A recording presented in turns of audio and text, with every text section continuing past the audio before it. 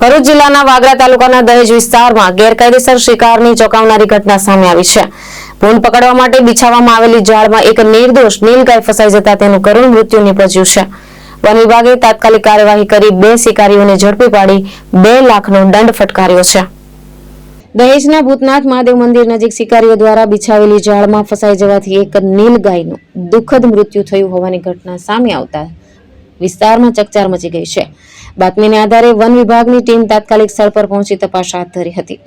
સ્થળ પરથી નીલગાય જાળમાં અત્યંત ખરાબ હાલતમાં મૃત મળી આવી હતી.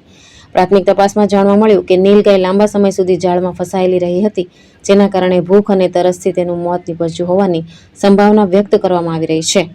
તપાસ દરમિયાન દહેજના આ અજય તલાવિયા અને રાકેશ રાઠોડ નામના 2 સ્થાનિક રહીશોની સંડોવણી બહાર આવતા બંનેને અટકાયત કરવામાં આવી હતી.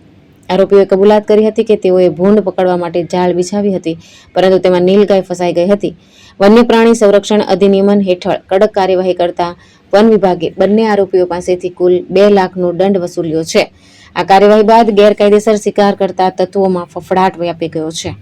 નાયબ વન સંરક્ષક સાહેબ શ્રી ભાવનગર દેસાઈ સાહેબના માર્ગદર્શન અને એસીએફ સાહેબના માર્ગદર્શન સૂચના મુજબ અમુ દ્વારા કાલે 8 તારીખે જે ભૂતનાથ વિસ્તારની અંદર નીલગાય ઝાડમાં ફસાવાથી મૃત્યુ પામેલ હતી, જેવી અમારા ફોરેસ્ટને જાણ થતા ત્યાં અમે સ્થળ તપાસ કરી અને વધુમાં તપાસ કરતા ત્યાં જે ભૂંડ પકડવાની જે ટોળકી છે એમના દ્વારા આ જાળ બિછાવવામાં આવી હતી, જેમાં નીલગાય ફસાઈને મૃત્યુ પામેલ છે એવું જણાઈ આવ્યું. જેના પ્રાથમિક કારણથી તેઓને અમે સ્થળ તપાસ કરી અને 2 ઇસમોને અમે ત્યાંથી આ અંગે મળી આવેલા હતા. આ ગુનામાં જેઓ વિરુદ્ધ અમે વન્ય પ્રાણી અધિનિયમ અંતર્ગત ગુનો દાખલ કરી અને એમના વ્યક્તિ દીઠ 1 લાખ રૂપિયાનો દંડ એમ કરીને 2 લાખ રૂપિયા જેવો દંડ કરવામાં આવે છે.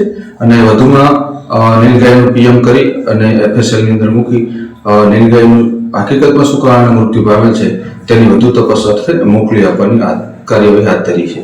કેતન મહેતા, દ્રષ્ટિકોણ ન્યૂઝ, ભરૂચ.